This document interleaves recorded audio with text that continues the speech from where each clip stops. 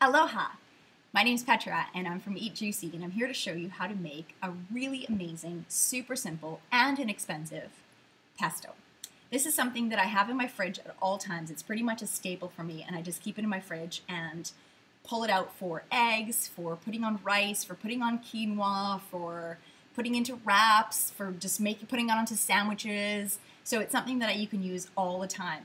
And the inexpensive part of it is that you don't necessarily need basil or pine nuts just to make pesto, which is how we've been sort of brought up or taught how to make it.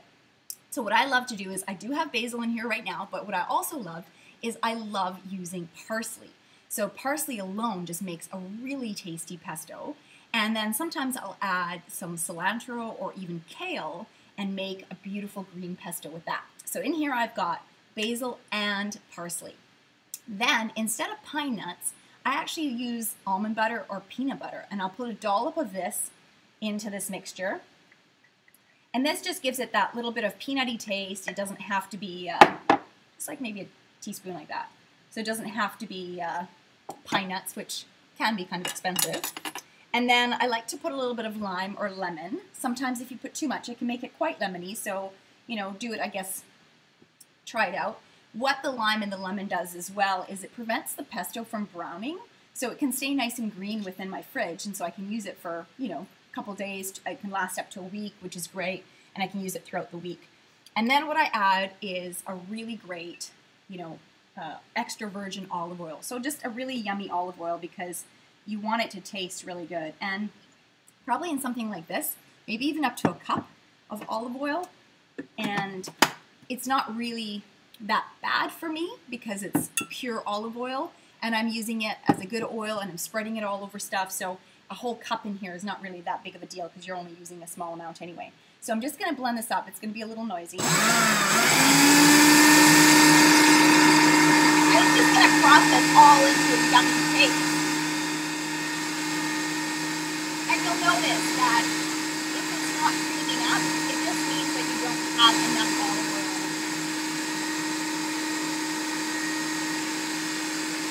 And salt. So I use something like this, like a real salt, a good salt, Himalayan salt.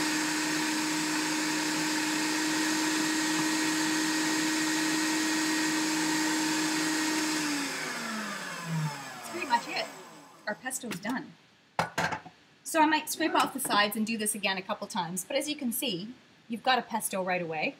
And I'm going to taste it. I'm going to make sure it's salty enough. I'm going to make sure it's, you know, got enough lime or lemon into it. And like I said, if it needs to be a little creamier, then I'd add a little bit more olive oil. And that's it. That'll last in your fridge for up to a week, maybe even a little bit longer.